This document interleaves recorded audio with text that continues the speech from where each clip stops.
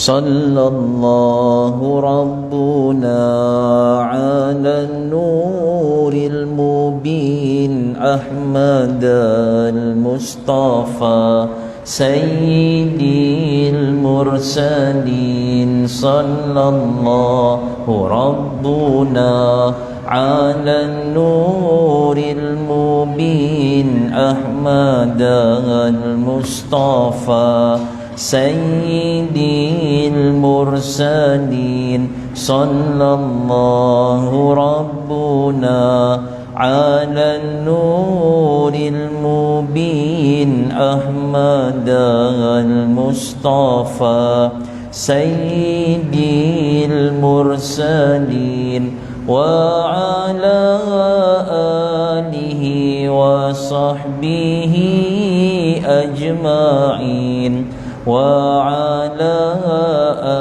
آله وصحبه أجمعين الحمد لله الذي أكرمنا بالإسلام الحمد لله القائل يؤتي الحكمة من يشاء ومن يؤت الحكمة فقد أوتي خيرا كثيرا وما يذكر إلا أولو الألباب قال رسول الله صلى الله عليه وسلم من يريد الله به خيرا يفقهه في الدين والصلاة والسلام على سيد الأبرار سيد المتقين محمد رسول الله صلى الله عليه وسلم. Tuan-tuan muslimin muslimat yang dirahmati Allah, kita merafak segala syukur pada Allah Subhanahu wa taala atas segala limpah kurnia, rahmat, kasih sayang daripada Allah. Maka hingga ke saat ini Allah Subhanahu wa taala masih lagi memilih kita untuk terus beribadah kepadanya. Alhamdulillah. Tuan-tuan yang dirahmati Allah, mudah-mudahan apa yang kita kongsikan ini ada manfaat perkara-perkara yang boleh kita ambil dan insya-Allah digunakan dalam kehidupan seharian. Tuan-tuan yang dirahmati Allah Subhanahu wa taala, kita berada pada bulan Jamadil Akhir. Mudah-mudahan Allah Subhanahu wa taala mengizinkan kita untuk bertemu di dalam bulan Ramadan. Allahumma ballighna Ramadan, Allahumma amin. Tuan-tuan yang dirahmati Allah Subhanahu wa taala, alhamdulillah kita dipertemukan pada malam ini. Mudah-mudahan apa yang kita kongsikan ini akan dapat diambil, dimanfaatkan, diamalkan dalam kehidupan seharian. Tuan-tuan, pertemuan kita yang terakhir pada minggu lepas, kita menceritakan bab berkenaan dengan kepentingan dan keistimewaan ilmu faraid. Kita membincangkan keistimewaan yang pertama, iaitu penentuannya daripada Allah Subhanahu wa taala. Kemudian yang kedua, ilmu faraid ini adalah antara ilmu yang sangat penting. Yang ketiga, kunci kepada ilmu-ilmu yang lain. Ini yang akan kita kongsikan pada malam ini, kepentingan dan keistimewaan ilmu faraid. Yang ketiga, pada muka surat yang ke-26, di antara kehebatan ilmu ini adalah ia membawa kepada ilmu-ilmu yang lain yang berkaitan dengannya. Ini kerana tahap penguasaan seseorang terhadap ilmu faraid bergantung kepada penguasaannya terhadap ilmu-ilmu yang berkaitan dengannya. Antaranya ialah yang pertama, ilmu ibadah seperti nazar, badal haji, zakat. Yang kedua, ilmu muamalah, ekonomi seperti riba dan hutang. Yang ketiga, ilmu munakahat, pernikahan seperti nikah dan talak. Yang keempat, ilmu jenayah, iaitu hukum hakam jenayah seperti pembunuhan. Yang kelima, ilmu hisab, ilmu matematik seperti gandaan sepunya terkecil dan asal masalah. Yang keenam, ilmu nasab keturunan seperti saudara seibu sebapa dan sepupu lelaki daripada bapa saudara seibu sebapa. Yang ke-8, ilmu kedoktoran seperti penentuan masa kematian. Yang ke-9, ilmu perundangan negara seperti akta harta pusaka kecil. pembahagian 1995 Akta yang ke-98, dan yang terakhir lain-lain bidang ilmu yang berkaitan. Tuan-tuan yang dirahmati Allah Subhanahu wa taala, poinnya di sini disebutkan bahawa faraid ini merupakan kunci kepada ilmu yang lain.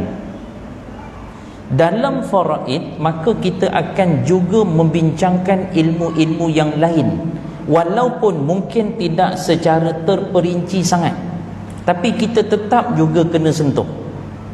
Disebutkan contoh di sini, kita ni faraid ni tuan-tuan, isunya berkenaan dengan harta pusaka yang ditinggalkan oleh siapa? Oleh si mati. Namun dalam bab kita membincangkan harta yang ditinggalkan oleh si mati, dia akan terkait juga dengan ilmu fiqh ibadah. Ilmu ibadah, fiqh ibadah ni contohnya apa? Nazar. Nazar ini adalah mewajibkan perkara yang sunat. Kena cek sama ada dia buat nazar ataupun tidak. Tuan-tuan, dalam bab nazar dia bukan wajib. Maksud saya begini, dia mewajibkan sesuatu perkara yang sunat. Asalnya benda ni tak wajib pun, tapi dia yang menjadikan perkara yang sunat itu wajib bagi dirinya. Faktornya apa? Nazar. Tuan-tuan, bila dalam bab nazar ni, agak-agak kalau kita bernazar ni tuan-tuan, ada orang lain tahu tak? Isteri tahu tak kita ni bernazar? Nah, itu poin saya. Nazar ni benda yang bukan semua orang buat. Kadang tak bercerita dengan orang pun. Dia berbeza dengan puasa. Puasa Ramadan tu wajib. Bilalah pasangan tu tak berpuasa, pasangannya itu tahu. Apabila berlaku kematian pada pasangannya itu, pasangan yang ini mengetahui bahawa pasangannya itu pernah tidak berpuasa dalam bulan Ramadan. Itu nampak. Tapi dalam bab nazar tak nampak tuan-tuan. Bila tak nampak, kalaulah si mati meninggal dunia dalam keadaan tidak menunaikan nazarnya, maka dia membawa hutang nazar. Jadi ini yang kena difahami. Dia membawa hutang berkaitan dengan nazar. Tuan-tuan yang dirahmati Allah, kemudian badal haji. Badal haji ni biasalah masyarakat kita tahu. Contoh, kita pun boleh tahu kawan kita ni dah pergi haji ke belum. Aku tak pernah datang pun majlis kenduri kau nak pergi haji.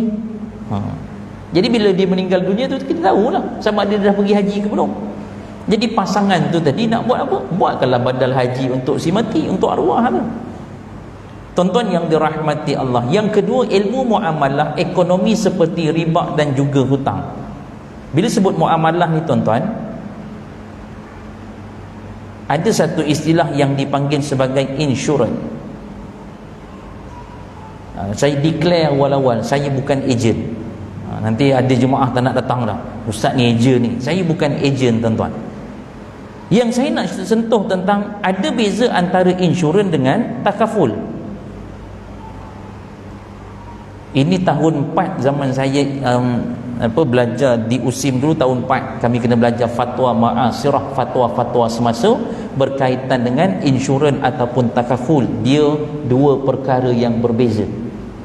Baru ni, baru sangat tak juga, saya dapat satu panggilan telefon daripada isteri kepada si mati. Dia bagi tahu, saya kenal lah suami dia tu, memang jemaah kuliah lah. Dia kata, Ustaz, suami ni di tempat kerja ada mencarum insurans RM200 sebulan. Bila insurans, dia adalah yang tak patuh syariah. Kalau takaful, dia adalah yang patuh syariah. Bila suami dia meninggal, dapat pampasan lebih kurang RM300,000. Maka dia tanya, apa status duit 300,000 ni? Keluar tak skrin? Keluar Okey. Apa status 300,000? 300,000 adalah duit yang tak patuh syariah. Ini kita dibincangkan dalam bab ilmu fiqh muamalah, iaitu berkenaan dengan jual beli dan seumpamanya. Maka dia bukan duit, dia adalah duit yang tak patuh syariah. Jadi bila duit tak patuh syariah, 300 ribu ni boleh ambil ke tidak? Dia hanya boleh ambil bayaran pokok sahaja. RM 200 kali dengan 12 bulan, maksudnya setahun lah. Dapat berapa tuan-tuan? 2,400. Lepas tu kena cek berapa tahun syarikatnya itu mencarum untuk si suami. Katalah contoh tuan-tuan, berapa tahun? Kerja lama dah, 15 tahun. Tuan-tuan kali berapa dapat jawapan tuan-tuan? Kalkulator handphone ada tu. Tak apa saya keluarkan kalkulator besar saya tuan-tuan. 2,400 kali dengan berapa tadi? 15. 36,000.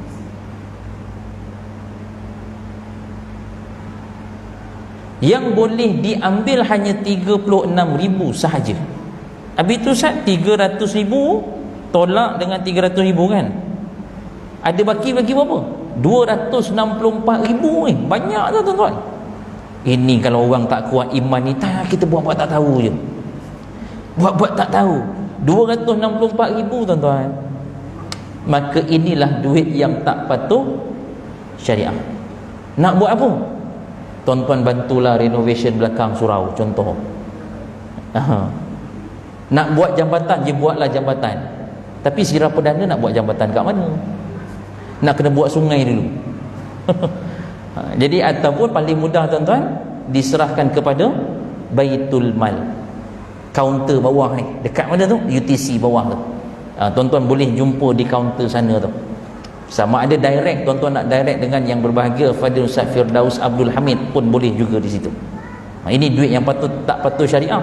Kita sebenarnya nak kira harta pusaka je, tapi sebelum kira harta pusaka, kita kena pastikan harta tersebut adalah harta yang halal, tak terkait dengan perkara-perkara yang syubhah sebagaimana wang yang tidak patuh syariah ini tadi.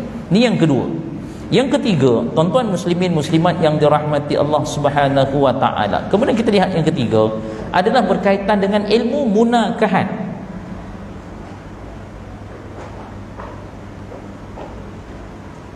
Tuan-tuan, andai kata berlaku penceraian, kemudian dia kata dia dah rujuk.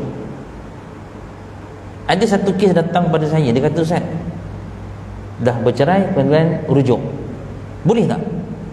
Saya kata begini, tuan-tuan yang dirahmati Allah, dalam kita terkait dengan talak, nikah, talak, rujuk, dia akan terkait antara ketiga-tiga ni.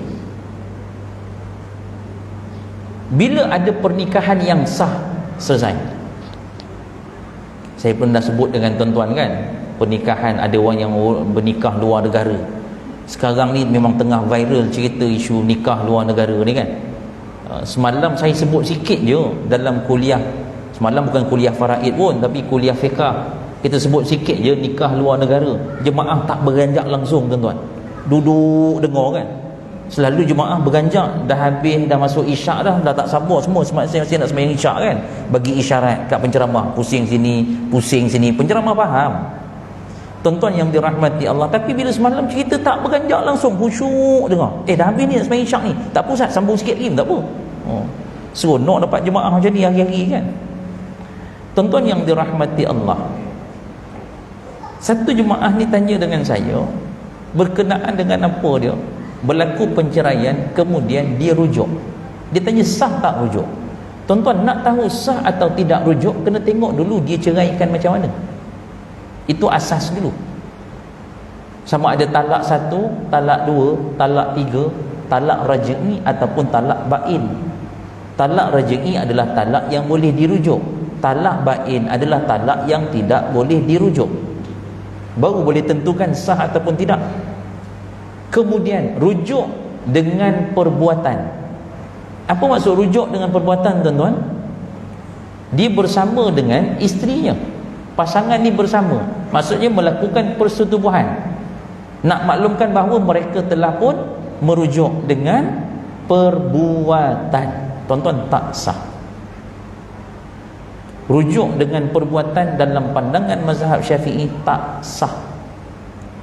Habis tu apa status perbuatan tadi tuan-tuan? Sebab tu kena pergi kursus perkahwinan sebelum kahwin tu. Inilah benda yang diterangkan. Tapi anak-anak muda hari ni tuan-tuan pergi kursus perkahwinan sekadar cukup syarat je kan, yang penting dapat kahwin. Ini perkara yang perlu dilaksanakan, perlu difahami. Saya cerita ni tuan-tuan, satu kes saya dapat tak jauh daripada Pasir Gudang. Daripada ini Pasir Gudang kan, daripada tempat tuan-tuan pun tak jauh. Kalau naik kereta tu mungkin dalam 5-10 minit je sampailah tempat tu. Dibagi tahu, Ustaz, ada pasangan sekian-sekian dah bercerai, kemudian mereka ni rujuk dengan perbuatan sah ke tidak. Tu belum kita cerita maqasidnya untuk didaftarkan penceraian itu di pejabat agama Islam, pejabat kadi daerah, ataupun pengesahan talak di mana? Di mahkamah syariah. Ini penting. Sebab apa? Sebab berlaku kematian, maka dia akan mempengaruhi sama ada boleh dapat pusaka ataupun tidak. Akan terpengaruh tuan-tuan. Ini dalam bab munakahat. Banyak lagi lah, nanti kita akan ceritakan satu persatu. Kemudian seterusnya adalah dalam bab jenayah.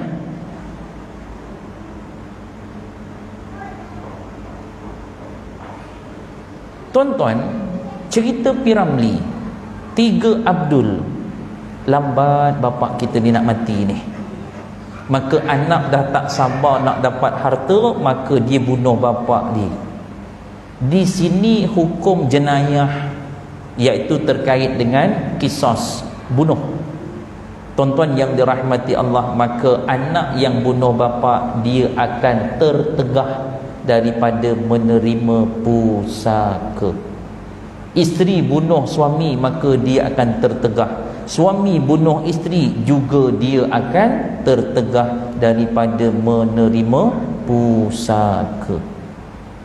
Tuan-tuan muslimin muslimat yang dirahmati Allah. Kemudian yang seterusnya adalah berkenaan dengan ilmu hisab. Bila sebut ilmu hisab ni, tuan-tuan maklumlah ilmu hisab tu kan, iaitu berkaitan dengan pengiraan. Tuan-tuan, saya yakinkan pada tuan-tuan bahawa pengiraan dalam faraid ini adalah pengiraan asas. Tuan-tuan tak perlu nak bawa kertas banyak-banyak, tuan-tuan tak perlu nak bawa kalkulator saintifik, anak-anak pergi masuk periksa SPM, anak-anak apa semua tu tak perlu. Tuan-tuan bawa kalkulator, yang handphone tu pun cukup dah. Itu pun kalau handphone pun tak bawa, tak apa, saya tunjuk kalkulator saya dekat depan tu. Pengiraan asas. Tuan-tuan jangan rasa malu kalau tuan-tuan tak faham, tuan-tuan tanya je. Saya ada tempat yang datang lebih kurang macam tuan-tuan jugalah, yang datang kuliah tu adalah remaja-remaja purba. Maksudnya geng-geng purba lah ni. Dia datang kuliah tuan-tuan. Kali ni terang, faham. Minggu depan bila kita terang, kenapa macam tu Ustaz? Dia ulang balik, tak apa tuan-tuan, saya akan terangkan juga. Lebih-lebih lagi dalam bab pengiraan. Tuan-tuan yang dirahmati Allah Subhanahu wa taala. Sebab tu bila disebutkan berkenaan dengan ilmu hisab ni, semua akan terkait. Saya tak bawa tuan-tuan kepada pengiraan yang susah-susah lah. Saya tunjuk satu pengiraan yang paling senang tuan-tuan. Si mati, siapa dia? Suami. Waris dia siapa? Isteri. Anak lelaki. 2 je kita masukkan. Jadi kena tengok isteri ni berapa pecahan dia. Bila ada anak, si mati ada anak, isteri akan dapat 1/8. Anak lelaki akan dapat berapa? Asobah bin nafsi. Masuk dalam pecahan 1/8. 8 di atas, 1 di bawah. 8 tolak 1, 7. Dah, itu je kiraan dia.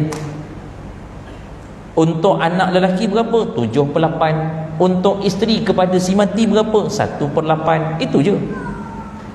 Senang je kan? Yang jadi susah sebab, ni pengalaman saya tuan-tuan, yang jadi susah sebab masyarakat kita orang Melayu ni tak suka matematik. Itu je. Sebab lain tak ada tuan-tuan. Dia tak suka matematik. Oleh kerana faraid ni ada matematik, dengan faraid sekali salah.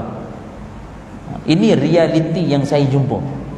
Saya jumpa dengan anak-anak pelajar tingkatan 5 sekarang. Tuan-tuan yang dirahmati Allah, anak-anak pelajar tingkatan 5 sekarang ni, dalam pendidikan Islam tingkatan 5 ada tajuk faraid dan juga wasiat. Jadi saya terangkan perkara yang sama, dan dia kata memang susah. Kenapa susah? Sebab ada matematik.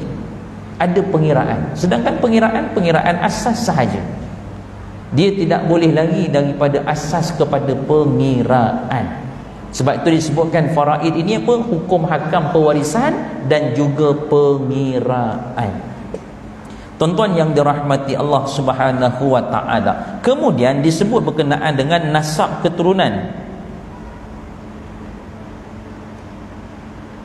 Dalam bab nasab keturunan ni, tuan-tuan yang dirahmati Allah Subhanahu wa taala, pengesahan nasab. Dalam satu kes yang saya kaji baru ni, kes ini berlaku dekat Allahumma salli ala sayyidina Muhammad, Mahkamah Syariah Selangor. Dia bila keputusan mahkamah ni tuan-tuan, dia adalah dokumen-dokumen umum yang boleh dibaca, yang boleh disemak oleh orang awam. Ada satu kes ni tuan-tuan, ni kita nak cerita nasab keturunan. Ada satu kes digunakan keterangan pakar. Apa maksud keterangan pakar? Dalam enakmen Undang-Undang Keterangan Negeri Selangor 1995 Seksyen 34. Keterangan pakar maksudnya apa? Dia akan rujuk kepada pakar untuk memastikan pembuktian ini betul ataupun tidak. Dalam kes ini, seorang suami menafikan bahawa anak yang nombor 2 itu adalah anak dia. Dia nak buat penafian nasab, bukan pensabitan. Sabit lain, nafi lain. Pensabitan nasab, dia nak nasabkan anak tu pada dia. Kalau penafian, dia nak menafikan anak tu adalah anak dia. Jadi dalam Seksyen 34 keterangan pakar ni, bila dalam kes ni dia gunakan apa tuan-tuan? Dia gunakan ujian DNA. Bila ujian DNA ni tuan-tuan 99.999% tepat. Sebab apa? Sebab dia nak menafikan itu anak dia. Walau bagaimanapun mahkamah menolak penggunaan keterangan pakar Seksyen 34 ni. Faktornya apa? Ini kita kena tengok. Dalam Islam, keterangan pakar ni ada, tapi pensyariatan awal tu ada hukum yang lain. Kalau menggunakan ujian DNA sebagai pensabitan nasab, maksudnya nak mengesahkan dia ini adalah anak kepada si mati, itu boleh menggunakan ujian DNA. Walau bagaimanapun, untuk menafikan nasab, dia tak boleh guna terima pakai keterangan pakar ujian DNA. Sebab apa? Sebab bila mana seorang suami menafikan anak yang dikandung, dilahirkan oleh isterinya itu anak dia, maka di sini ada tuduhan apa tuan-tuan? Tuduhan apa ni tuan-tuan? Dia menuduh isteri dia zina kan? Tapi apa nama pertuduhan ini? Selalu dah orang sebut tu qazaf. Maka dia tuduh isterinya qazaf. Bila berlaku pertuduhan qazaf tadi tuan-tuan, al-bayyinah ala mudda'i wal yaminu ala man ankara. Melalui kaedah fiqh, pelaksanaan fiqh dirujuk pada hadis Nabi, al-bayyinah, bukti. Al-bayyinah ala mudda'i, bukti mesti dibawa oleh orang yang mendakwa. Wal yaminu, dan sumpah ala man ankara, bagi siapa yang mengingkar ataupun menafikan pertuduhan itu tadi.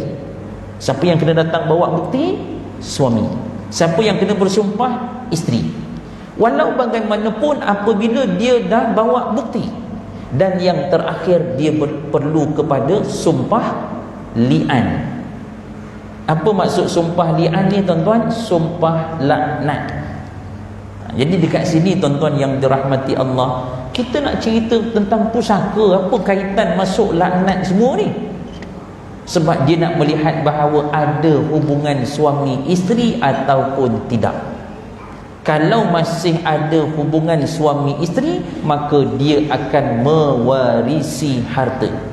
Kalau dia tidak ada lagi hubungan suami isteri, maka dia tidak akan mewarisi harta. Ini nasab keturunan.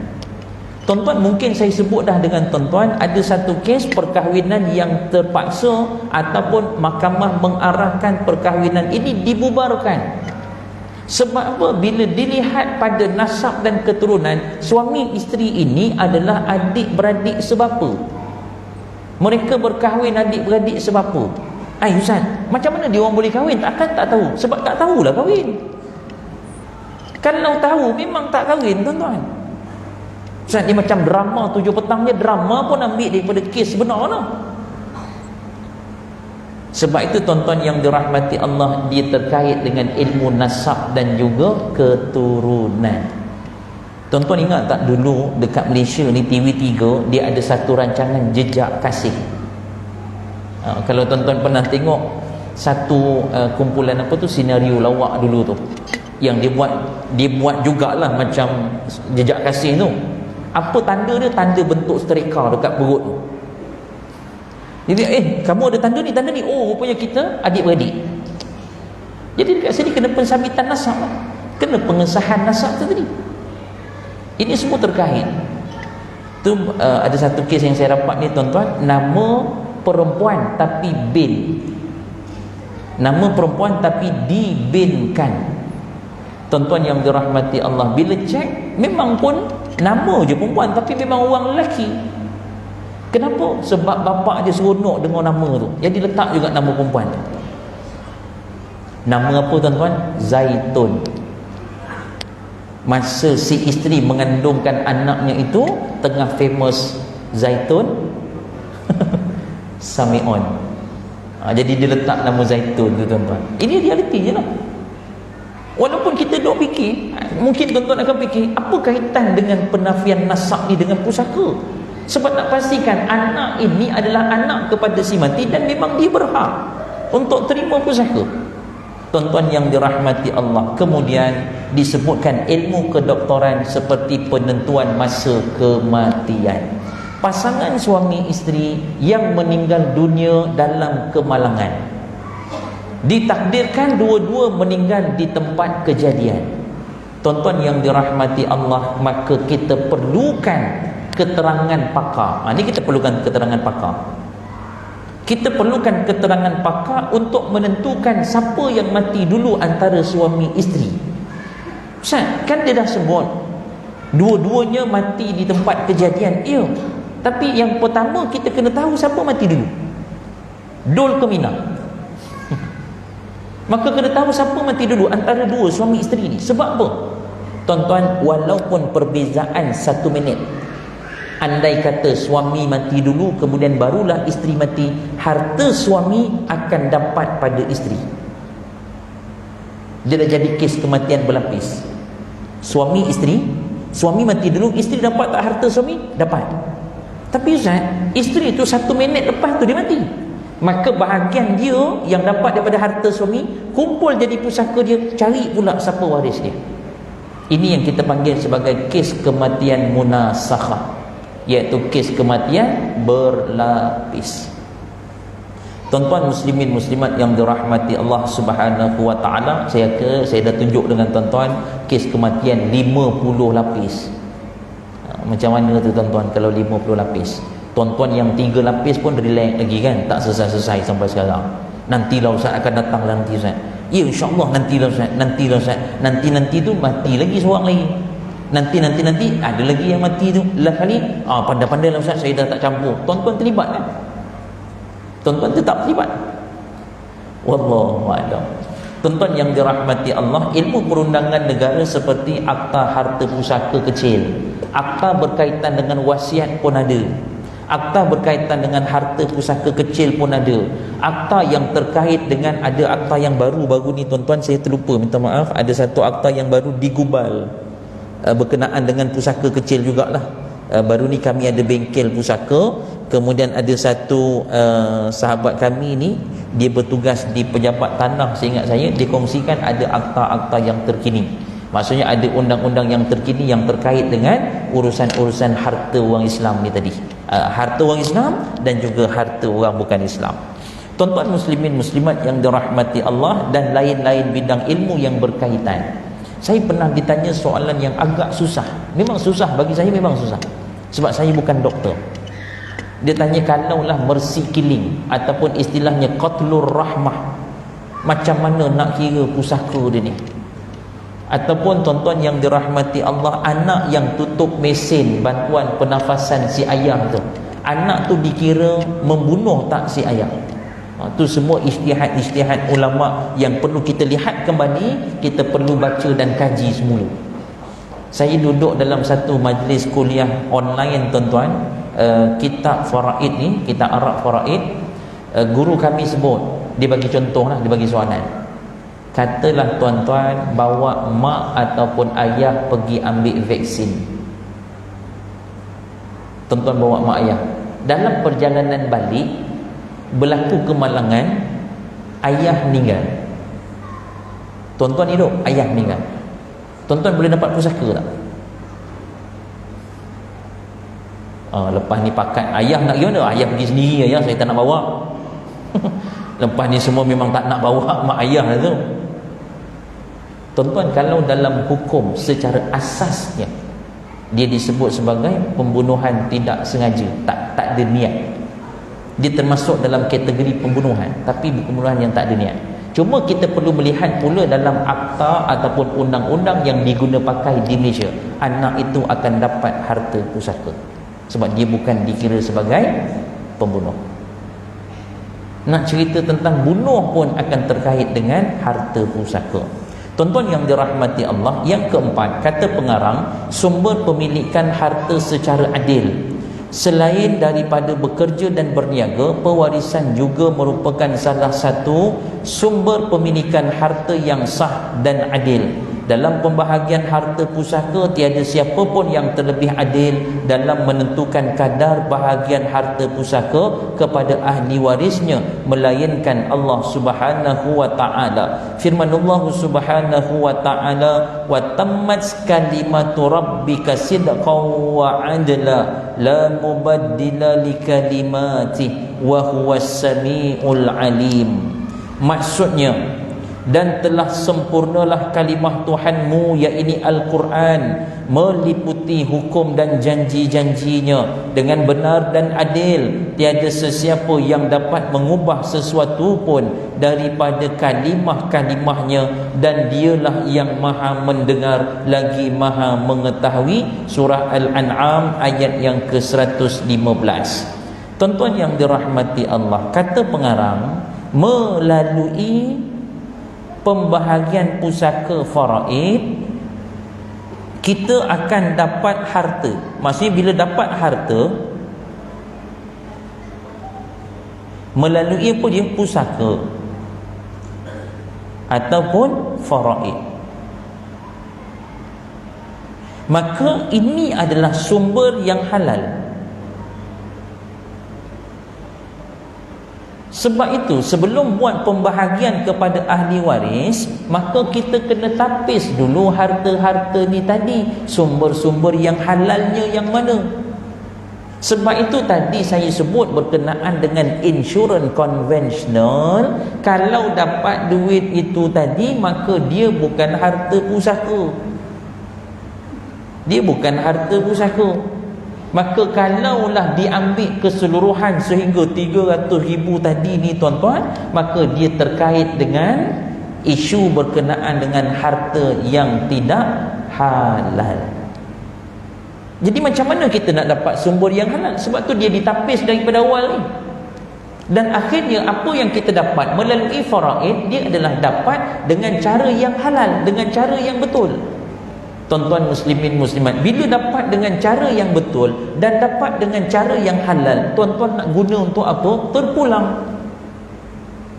Dapat duit pusaka nak beli motor baru, bawa pergi kuliah, nanti datang masjid, ya silakan. Dapat duit pusaka nak nikah lagi, ya silakan.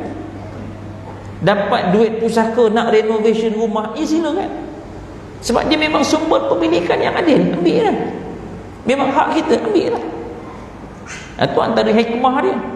Mungkin tuan-tuan yang dirahmati Allah, sebelum dapat pusaka kita ni tak berapa nak kaya, ditakdirkan dapat pula pusaka, maka bertambah kaya dah kita. Ya rezeki, ambil kan. Sebab itu memang bahagian masing-masing, sebagaimana yang telah ditetapkan dalam pembahagian pusaka, iaitu berkaitan dengan ilmu faraid. Tuan-tuan muslimin muslimat yang dirahmati Allah, seterusnya disebut bahawa yang kelima, manusia makhluk yang lemah.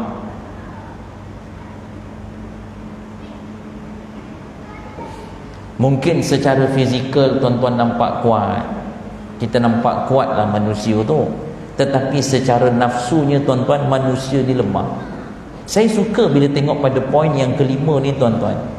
Kata pengarang, kita sebagai hambanya yang lemah, tidak mampu dan tidak layak untuk menentukan ahli waris yang berhak dan tidak berhak terhadap pusaka kita. Kita ni lemah, tak berhak kita nak tunjuk, nak tentukan, tak berhak kita nak tetapkan. Dia kalau ada satu rakaman video ni tuan-tuan, video suara je lah, dia dengar suara je. Ada satu kes ni, sahabat saya bantu urus. Ada anak kepada si mati yang marah sungguh. Kalau saya nak dengarkan dia punya audio tu boleh tuan-tuan. Marah sungguh dia. Marah sebab apa? Sebab si mati, iaitu bapa dia, hanya ada 3 orang anak perempuan. Jadi harta ni harta apa? Harta felda. Bila harta felda, bapa yang si mati, bapaknya ini ataupun si mati ni tadi ada 3 je anak perempuan. Kemudian ada adik-beradik tak? Ada adik-beradik. Jadi si anak kepada si mati, dia marah sebab apa pakcik dia boleh dapat pusaka ayah dia. Memang marah sungguh. Kita manusia lemah tuan-tuan. Bila kita tengok kenapa orang lain dapat harta bapa aku, kenapa orang lain yang dapat harta sekian-sekian, kenapa orang lain dapat harta begini, begitu dan seumpamanya, kita mempertikai, kita mempersoal. Tuan-tuan yang dirahmati Allah, contoh saya tanya dengan tuan-tuan, antara tuan-tuan dengan saya, siapa yang lebih tahu logistik surau Raudhatul Jannah ni? Tandasnya dekat mana, tangganya dekat mana, pintu yang boleh buka, pintu tak boleh buka mana? Antara saya dengan tuan-tuan, siapa lagi tahu? Tuan-tuan lah. Sebab apa? Sebab tuan-tuan Korea sini. Mungkin tuan-tuan pula yang duk menukang untuk surau ni tadi, tuan-tuan lebih tahu. Tuan-tuan tanya saya berapa kali je datang ni tuan-tuan. Saya nak kiaskan perkara ni. Kita ni manusia, siapa yang menjadikan kita? Allah. Bila Allah yang menjadikan kita ni tuan-tuan, Allah lebih mengetahui tentang kita ni. Kita ni makhluk yang lemah, Allah mengetahui lemahnya kita ni. Lebih lagi kalau dalam bab uruskan berkenaan dengan harta. Sebab itu kata pengarang, kita sebagai hambanya yang lemah, tidak mampu dan tidak layak untuk menentukan ahli waris yang berhak dan tidak berhak terhadap pusaka. Kita juga tidak berupaya untuk menentukan berapa bahagian bagi mereka yang berhak. Kita pun tak layak. Tonton, saya jumpa macam-macam sebenarnya kes. Ada yang jadi tukang bagi-bagi ni, koperasi pun ada juga. Katalah hasil sawit tu dapat kan, katalah dapat berapa ribu, katalah sebulan 4,000. Jadi si mati ni adalah waris-waris dia. Jadi datang anak pertama si mati, dia tahu waktu-waktu bila duit gaji tu dapat, dia pun datang. Pergi dekat koperasi, saya sebenarnya nak pakai duit lebih dah. Nak pakai duit lebih, berapa kau nak pakai? Ni bapak kau punya ni ada 4,000 ni. Dia pula yang menentukan ni tuan-tuan. Ni bapak kau punya ada 4,000, kau nak pakai berapa? Aku nak pakai 2,000 lah. Okey, nah 2,000. Nanti yang lain aku bagilah adik-adik kau yang lain. Tuan-tuan, salah ni. Saya jumpa banyak felda yang buat macam ni. Dia pula yang menjadi penentu. Bila datang seorang lagi waris nak ambil gaji ni, kau dah kaya, kau tak payah lah. Tuan-tuan, mudah fahamnya 4,000 tu milik waris tu tadi, pandailah macam mana dia nak uruskan. Kalau tuan-tuan yang dia ni felda yang dia ada kemahiran tentang pusaka tadi, dia tunjuklah, okey, ni 4,000 kan, okey, ni kira-kira dia, kau bagi pada ahli waris. Tuan-tuan muslimin muslimat, tapi kita lemah. Saya pernah dengar saya dapat satu kisah ni tuan-tuan. Kalau saya bagi tajuk kisah ni tuan-tuan, memang tajuk ni tajuk kurang ajar sikit bunyi dia. Apa dia? Datuk daripada neraka tuan-tuan. Ini kalau buat filem ni tuan-tuan, box office ni, kenapa saya letak datuk daripada neraka tuan-tuan? Datuk ataupun bapa kepada si mati. Maksudnya si mati meninggal dunia, dia masih ada ayah, bapa, dan dia ada anak. Datuk ni minta kepada cucu-cucu dia untuk lepaskan hak pada harta bapa mereka. Jadi siapa yang nak bolot keseluruhan harta? Datuk. Datuk ni buat ugutan tuan-tuan. Datuk ni ugut apa dia? Engkau orang perempuan yang 3 orang cucu-cucu ni, kalau engkau nak kahwin, siapa akan jadi wali? Sebab tu saya kata datuk daripada neraka ni tuan-tuan. Kalau kita tambah sikit, neraka jahanam paling dalam.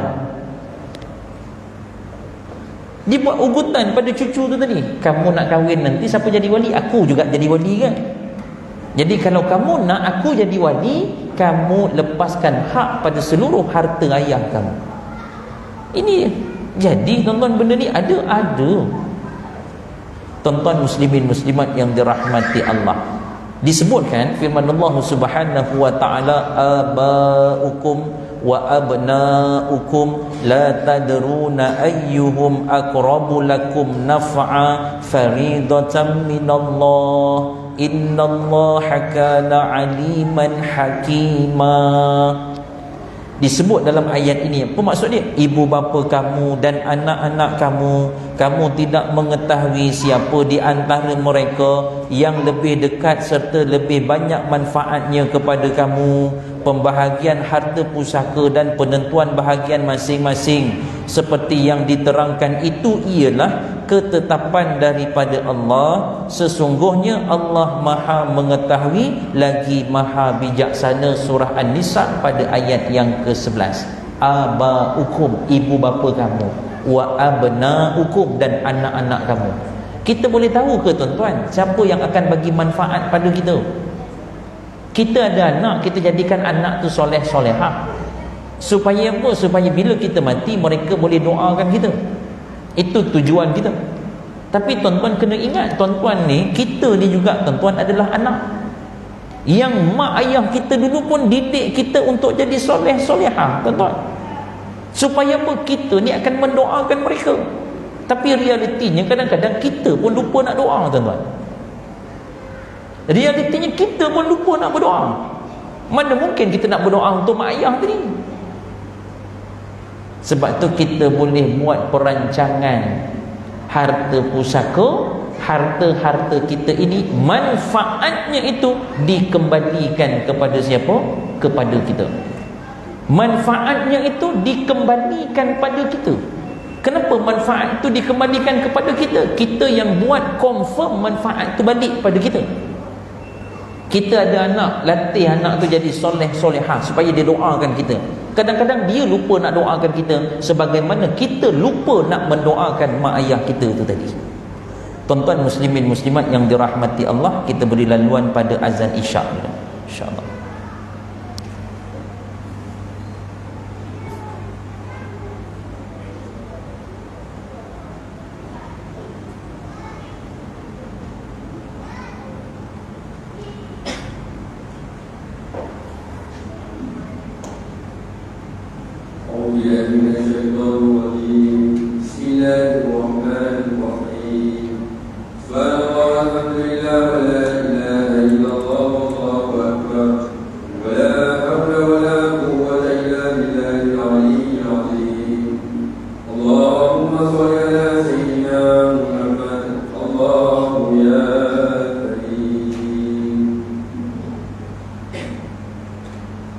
Allahu Akbar.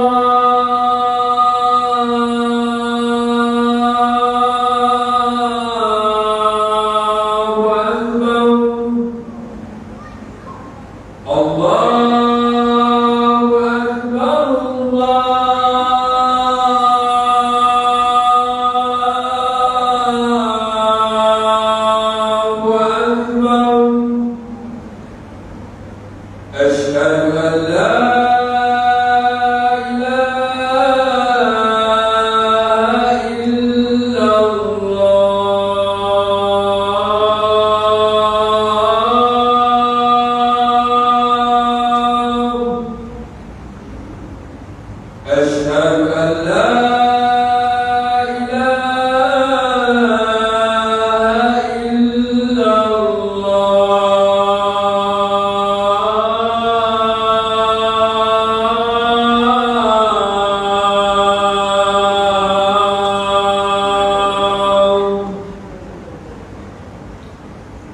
أشهد أن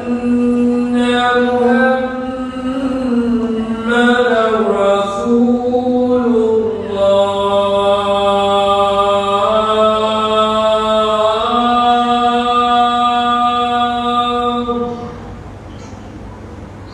أشهد أن محمدا رسول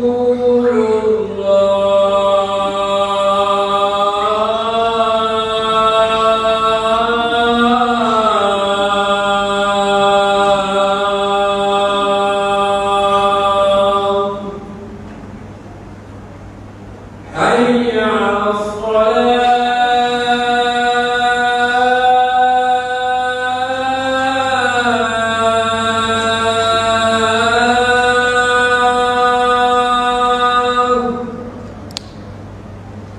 حي على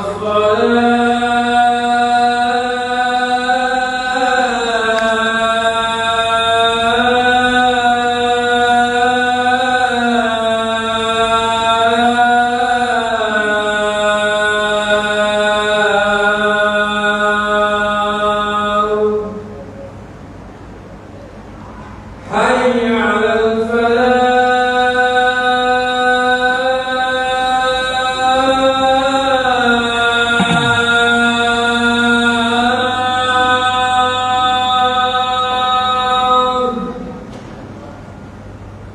حي على الفلاح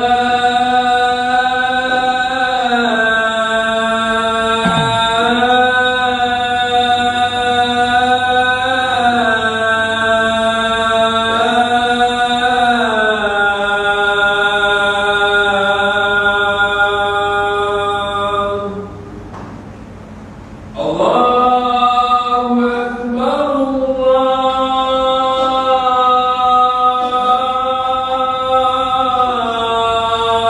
الله أكبر لا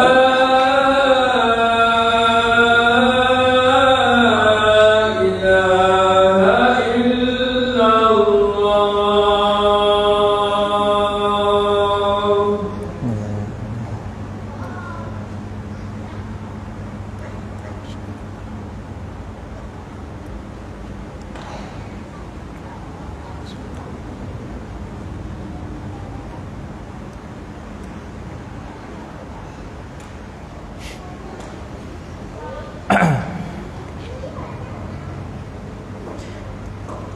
Tuan-tuan muslimin muslimat yang dirahmati Allah Subhanahu wa taala, itu yang kita sebutkan tadi pada poin yang kelima, manusia ini makhluk yang lemah. Kita sebagai hamba yang lemah ini maka perlukan rujukan, perlukan bimbingan, perlukan satu hukum yang telah disyariatkan, iaitu berkaitan dengan urusan pusaka, hukum hakam faraid. Tuan-tuan yang dirahmati Allah, yang keenam, mencegah daripada persengketaan. Terdapat banyak masalah pembahagian pusaka yang berpunca daripada perselisihan di antara ahli waris. Punca utama perselisihan ini berlaku adalah disebabkan oleh mereka yang tidak mengetahui dan memahami ilmu faraid. Akibatnya mereka akan menentukan pembahagian harta pusaka di kalangan mereka mengikut akal dan nafsu mereka. Contohnya, abang sulung akan mendakwa bahagiannya mesti lebih dengan alasan dia adalah anak sulung, manakala anak perempuan pula mengatakan dia mesti dapat lebih kerana dialah yang menjaga arwah emak semasa emak sakit sehingga emak meninggal dunia. Keadaan seperti ini boleh menyebabkan perselisihan di kalangan ahli waris apabila ada sebahagian ahli waris yang tidak setuju dengan cara pembahagian tersebut. Tuan-tuan yang dirahmati Allah, datang satu kes pada saya, ni dekat Tiram. Ada satu jemaah ni habis daripada kuliah, dia kata begini, Ustaz, saya rasa saya ni lebih layak, lebih berhak pada harta yang ditinggalkan oleh arwah ayah saya, sebab saya ni anak yang tua. Maksud anak yang tua tu apa dia? Anak yang paling tua lah, anak nombor 1. Jadi dia kata dia lebih berhak sebab dia anak yang tua berbanding dengan adik-beradik yang lain. Kalau saya tambah sikit, saya kaitkan dengan kes-kes yang lain, dia orang kata apa? Saya ni lah yang tolong arwah bekerja membesarkan adik-adik. Biasa dengar tuan-tuan kes macam ni. Jadi saya bagi tahu je dengan Pak Haji ni, Haji minta maaf, saya bagi tahu dengan dia dalam faraid dia tak pernah tanya haji anak nombor 1, nombor 2, nombor 3, nombor 4 dan seterusnya. Dalam faraid hanya diberitahu perbezaan antara lelaki dan juga perempuan sahaja. Dia tak ada beza antara anak nombor 1, nombor 2, nombor 3.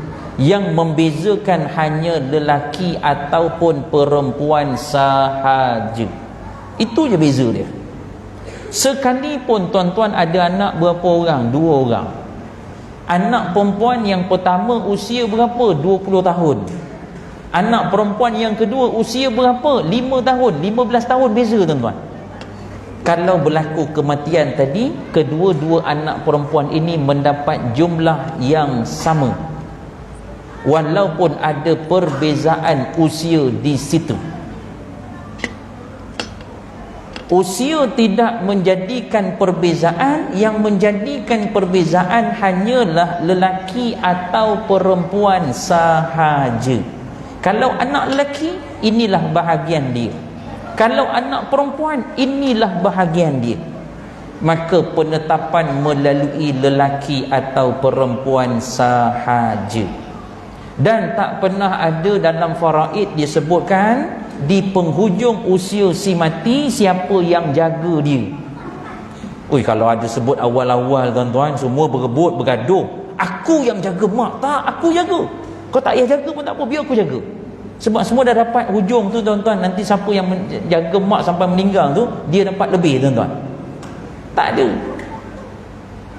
Tuan-tuan yang dirahmati Allah, biasanya kalau lelaki ni dalam bab jaga-jaga orang tua ni tuan-tuan, saya tak sebut semua, saya sebut kebanyakan. Abang Long ni bukan tak nak jaga. Okey, Abang Long okey je nak jaga, tapi nanti kadang mak kat rumah tu seorang. Cakap tak nak jaga kan senang. Yang duk pusing jauh sangat tu apa hal? Cakap tak boleh nak jaga kan senang. Ni duk pusing nanti kalau mak seorang lah, abang ni selalu outstation lah. Kau cakap tak nak jaga kan senang, tak payah pusing jauh sangat. Tuan-tuan yang dirahmati Allah, tapi bila berlaku kematian ni tuan-tuan yang dirahmati Allah, jadi kita uruskan jenazah mak, kemudian kita bincanglah faraid. Laju pula tuan-tuan, dia dah jadi macam kembali kepada zaman jahiliah tau. Pada awal kedatangan Islam, bila sebelum turunnya hukum faraid ni tuan-tuan, ni orang lelaki lah yang duk songlap semua harta pusaka. Tak ada sikit pun dia bagi pada orang perempuan. Ini lelaki, kita lah lelaki, kita lelaki, saya lelaki juga tuan-tuan. Maka bila datangnya Islam, Islam mengangkat kedudukan orang perempuan, memberi hak pada orang perempuan. Adanya Islam, dapat pada orang perempuan, tu pun orang perempuan tak sedar juga. Dia kata apa? Bahagian kami sikit, Islam tak membela kami. Kalau tak ada Islam, kau langsung tak dapat. Yang lelaki betul Ustaz, Islam lah yang adil dalam bab urusan pusaka. Seronok lah sebab kau dapat banyak kan. Sama je lelaki perempuan ni kadang tuan-tuan dalam bab urusan harta ni. Yang lelaki kata inilah kita, hukum yang paling adil ialah sebab kau dapat banyak, itu je. Tuan-tuan yang dirahmati Allah Subhanahu wa taala, sebab itu hikmahnya mengajar pada dua-dua kelompok manusia, sama ada lelaki ataupun perempuan. Lelaki jangan hanya seronok nak dapat harta yang lebih, bahagiannya lidzakari mislu hadzil unsayain, tapi kamu kena tahu bahawa tanggungjawab kamu cukup besar. Tu belum lagi kita cerita ambil duit lepas tu tinggal. Saya boleh cerita macam-macam kes, saya boleh kongsikan dengan tuan-tuan, kes-kes yang sedemikian. Allahumma salli ala Sayyidina Muhammad, nak mengelak sangat daripada faraid, dia buat kaedah lain. Bila dia buat kaedah lain, tuan-tuan, akhirnya kalau bahasa orang muda tercedok sendiri. Ataupun bahasa orang muda sebut apa, dia tersontut sendiri kat situ. Sebab apa? Nak elak sangat faraid, tak nak, kami tak nak ikut faraid ni sebab nanti susah sekian-sekian. Dia nak buat dengan cara dia sendiri. Tuan-tuan yang dirahmati Allah, sebab itu Allah itu maha mengetahui. Allah datangkan satu solusi untuk menyelesaikan permasalahan dalam kalangan manusia, hamba-hambanya ini, lebih-lebih lagi dalam urusan pusaka. Tuan-tuan muslimin muslimat yang dirahmati Allah Subhanahu wa taala, sebab itu kata pengarang, keadaan seperti ini boleh menyebabkan perselisihan di kalangan ahli waris apabila ada sebahagian ahli waris yang tidak bersetuju dengan cara pembahagian tersebut. Satu kes baru ni tuan-tuan yang dirahmati Allah, ahli waris 4 daripada 5 ahli waris buat keputusan mereka melepaskan bahagian mereka dengan dijual benda tu, harta tu. Maksudnya perkatalah contoh tanah 1 ekar, 4 orang daripada 5 waris mereka kata bersetuju, lepaskan, kita jual, dapat baru kita bagi. Tapi yang kelima ni kata apa? Aku tak setuju. Okey, tak ada masalah kalau dia tak setuju, memang hak dia. Cuma dia kata apa, tuan-tuan yang dirahmati Allah Subhanahu wa taala, dia kata apa? Ayah sebelum meninggal, ayah dah wasiatkan, ayah dah bagi pesanan, kalau ayah mati nanti, tanah ni separuh untuk kamu. Dia bagi pada siapa? Pada anak yang bungsu. Maka anak yang bungsu kata apa? Sebelum korang jual, separuh tu aku punya, yang baki tu nak jual lah. Tuan-tuan yang dirahmati Allah, ini nama dia hibah bawa rebah, bukan hibah sebelum rebah, tuan-tuan. Selalu tuan-tuan dengar orang selalu sebut yang selalu bawa produk hibah ni hibah sebelum rebah kan. Ni saya nak tunjuk dengan tuan-tuan hibah yang bawa rebah. Panjang lagi kes perbincangan ini tuan-tuan yang dirahmati Allah. Kalau betul ada hibah, ada tak pengesahan hibah? Tapi yelah, dia kata, Ustaz, orang kita ni Ustaz, orang dulu-dulu ni kan duk pakai cakap je, mana dia nak buat dokumen pun, duk cakap-cakap mulut je. Itu belum ceritanya satu tanah 1 ekar, atas tanah ada rumah. Rumah bagi pada anak lain, tanah bagi pada anak lain.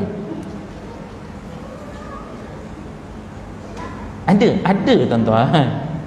Macam mana nak buat tu? Rumah tu bukan macam kereta boleh halih tu. Nak panggil bulldozer tu, bawa load loader tu, dah berapa banyak load loader nak angkat tu kan. Tuan-tuan yang dirahmati Allah Subhanahu wa taala. Sebab itu bila tuan-tuan memahami hukum hakam faraid, tuan-tuan tahu bagaimana untuk mengurus pusaka, mengurus harta-harta tuan-tuan. Saya pernah sebut dengan tuan-tuan di akhir pertemuan kita nanti, saya menjangkakan mungkin dalam bulan 10 atau bulan 11. Kalau tuan-tuan naklah, saya akan bantu tuan-tuan untuk buat draft fail faraid peribadi daripada A sampai Z. Maka kita akan buat satu-satu draft fail faraid ini, apa yang perlu ada. Katalah tuan-tuan meninggal dunia je, isteri jumpa fail tu tadi, isteri buka, dia tahu apa kewajipan yang perlu dia laksanakan bagi pihak arwah suami dia. Maka dia memudahkan urusan ahli waris apabila berlaku kematian pada kita. Wallahu a'lam. Mudah-mudahan apa yang kita kongsikan ini ada manfaat, perkara-perkara yang boleh kita ambil dan insya-Allah digunakan dalam kehidupan seharian. Assalamualaikum warahmatullahi wabarakatuh. A'udzu billahi minasyaitonir rajim. Bismillahirrahmanirrahim. Allahumma ja'alna minat tawwabin wa ja'alna minal mutatahhirin wa ja'alna min ibadikas salihin. Wa sallallahu ala sayidina Muhammad wa ala alihi wa sahbihi wa sallam. Walhamdulillahi rabbil alamin. Taqabbalallahu minkum.